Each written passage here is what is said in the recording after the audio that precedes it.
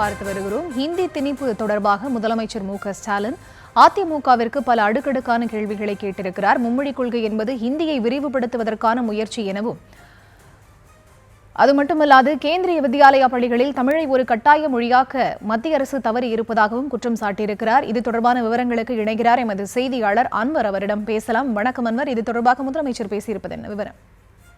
வணக்கம். வருகிற கல்வி ஆண்டிலிருந்து சிபிஎஸ்இயில் பயிலும் மாணவர்களுக்கு பள்ளிகளில் 6ஆம் வகுப்பு முதல் மும்மொழி கொள்கை கட்டாயமாக்கப்படும் என தேசிய கல்விக் கொள்கை மூலம் திணிக்க முற்பட்டதாக அதனை கண்டித்து முதலமைச்சர் மு.க.ஸ்டாலின் தன் எக்ஸலத்தில் கண்டனம் தெரிவித்துள்ளார். குறிப்பாக அண்மையில் வெளியிடப்பட்டுள்ள தேசிய கல்விக் கொள்கை மற்றும் சிபிஎஸ்இ சார்பில் இந்த பாடத்திட்டம் என்பது கல்வி சீர்திருத்தம் அல்ல எனவும், இந்தியை திணிப்பதற்கான நீண்டகால திட்டம் எனவும் கண்டனம் தெரிவித்துள்ளார். குறிப்பாக இந்திய மொழிகளை ஊக்குவிக்கிறோம் என்ற போர்வையில் இந்தியாவினுடைய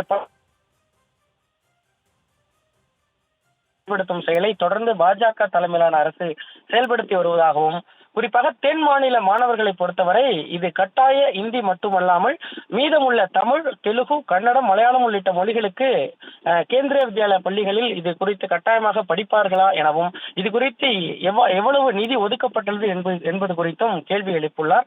அதே போன்று கேந்திரிய வித்யாலயா பள்ளிகளில் தமிழை கட்டாயமாக்க எந்த முயற்சி பாஜக அரசு எடுத்தது எனவும், தமிழாசிரியர்களை முறையாக நியமிக்கவில்லை எனவும், இது பொறுப்புணர்வு அல்ல, இது கபட நாடகத்தின் உச்சம் எனவும் குற்றம் சாட்டியுள்ளார். அதே போன்று இந்த கூட்டாட்சி மற்றும் சம வாய்ப்புடன் இந்தி பேசும் மாணவர்களை கட்டமைப்பு ரீதியான சலுகைகளை அளித்து உயர்கல்வி மற்றும் வேலை வாய்ப்புகளில் அவர்களுக்கு ஆதாயம் ஏற்படுத்துவதோடு மற்ற மாநிலங்களுக்கிடையே ஏற்றத்தாழ்வுகளை ஏற்படுத்துவதாகவும் குற்றம் சாட்டியுள்ளார்.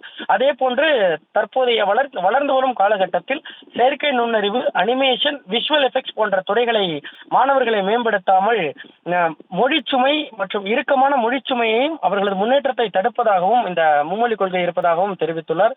அதே போன்று இது மற்ற மொழிகள் பேசும் கோடிக்கணக்கான இந்தியர்களின் மொழி அடையாளங்களை நேரடியாக அவமதிக்கும் செயல் எனவும், இந்தியா என்பதே பன்முகத்தன்மையில் தான் இருக்கிறதே தவிர திணிக்கப்படும் ஒற்றை தன்மை என இல்லை எனவும் முதலமைச்சர் தெரிவித்துள்ளார்.